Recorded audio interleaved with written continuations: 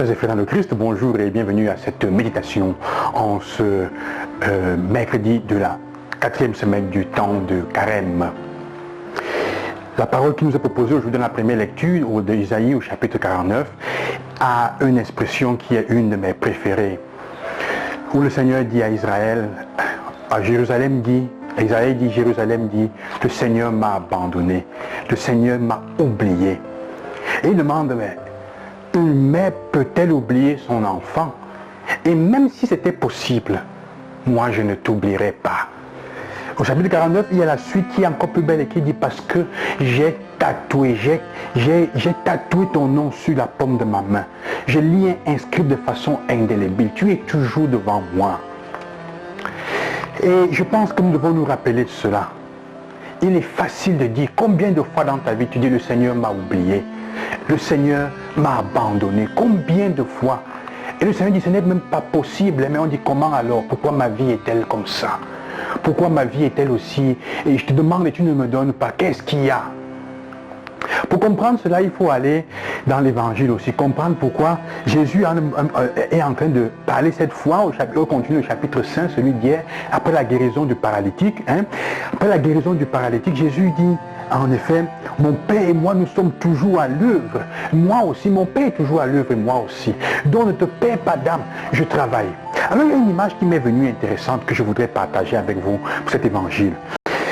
C'est l'image de, vous avez vu, il y a les recherches archéologiques, ceux qui vont chercher les repères qui sont vieux, les trésors qui sont anciens. Alors pour les retrouver, quand on a découvert un site archéologique, on n'y travaille pas avec les caterpillars, on n'y travaille pas avec les grosses pelles et avec les pioches, on travaille avec des pinceaux. Les pinceaux, on y travaille tout doucement, c'est pour ça que ça prend des années pour déterrer des trésors. Surtout quand ils ont été enfouis très en bas, très très profond. Alors Dieu travaille avec nous comme un archéologue. Il travaille sur ta personne avec un pinceau, mon frère, ma soeur.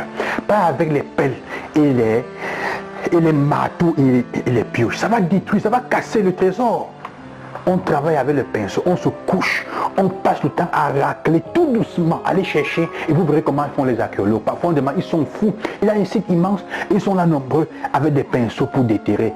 Point par point, Dieu travaille sur toi comme une œuvre d'art, comme un objet archéologique, vu un trésor avec un pinceau. C'est pour ça que ça prend du temps.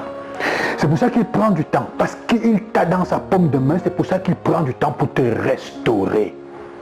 Il est là aujourd'hui. Pourquoi? Dieu est en train de te restaurer, mon frère, ma soeur. Il est à l'œuvre pour te restaurer déjà maintenant. Ne doute pas. Ne fuis pas.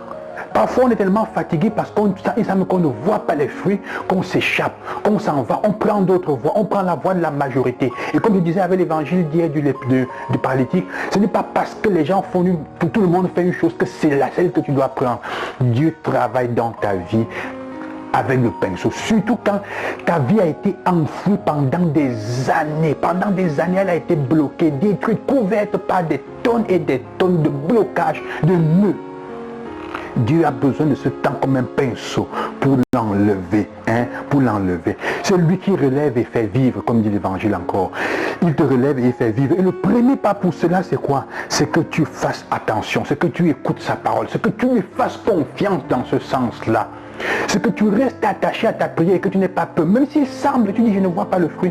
Le Seigneur sait pourquoi. Il sait. Parfois, pour arriver au nœud que tu vois, il faut qu'il aille enlever les nœuds que tu ne vois pas. Et il est en train de déterrer. Et c'est pour ça que parfois, quand il travaille, on continue à chercher à te faire te déranger, à te gérer, à te faire du mal. Et comme Jésus le dira, l'évangile nous dit, on cherchait à tuer Jésus. Pourquoi? Parce qu'il disait que Dieu était son Père, parce qu'il voyait cela. Il était là pour travailler, pour œuvrer dans ta vie. On veut le tuer. Quand on n'arrive pas à te manipuler, on cherche à te tuer. Quand on n'arrive pas à te manipuler, on cherche à t'abattre. Donc fais seulement attention à ce que ceux qui cherchent à te descendre n'aient pas raison. Ne leur donne pas raison.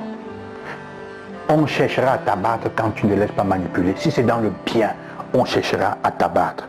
Alors, tous voulaient le tuer, pourquoi? Alors qu'il veut donner la vie à tous. C'est ça la différence chrétienne, c'est ça que Dieu veut à la fin que nous soyons. Que nous donnions la vie à tous. tous. C'est l'unique façon que nous avons pour, comment dire, pour ressusciter demain, pour nous réveiller et aller dans la vie. Et non pas pour ressusciter et aller au jugement. Le jugement, en fait, c'est Dieu qui prend acte de tes choix, de tes actes, et il t'envoie là où tu es. Si tu t'es échappé pendant qu'il travaillait sur toi, il va reconnaître simplement que tu as choisi une autre voie. Mon frère, ma soeur, ne te décourage pas. Aujourd'hui, c'est ça que je voudrais te dire. Le temps de carême tire à sa fin. On est presque au-delà de la moitié. Qu'est-ce que tu as fait? Est-ce que tu commences à voir les fruits? Est-ce que tu commences à te rendre compte, à comprendre? Tu t'es mis sur le chemin pour laisser que Dieu commence à travailler, à restaurer ta vie avec le pinceau et non pas avec la pelle. Ceux qui utilisent la pelle pour déterrer, pour travailler notre vie, sont des mercenaires. Le Seigneur vous accompagne et qu'il vous bénisse aujourd'hui. Et n'oublie pas, le Seigneur est en train de travailler dans ta vie pour te restaurer parce que tu es précieux à ses yeux. Il te tient dans la paume de sa main. Il ne t'oublie pas. Une femme peut même le faire avec ses enfants. Le Seigneur jamais. Pour ça, Jésus-Christ, et à demain.